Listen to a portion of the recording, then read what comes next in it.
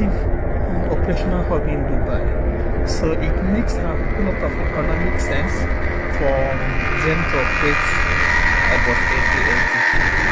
They have the capacity, they can put passengers together from all over the world and now take them in mass to the various destinations. Take for instance,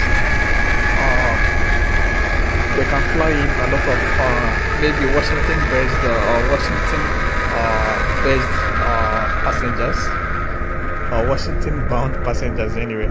Fly them from all over the world together in Dubai. They have a big operational hub. They now deploy one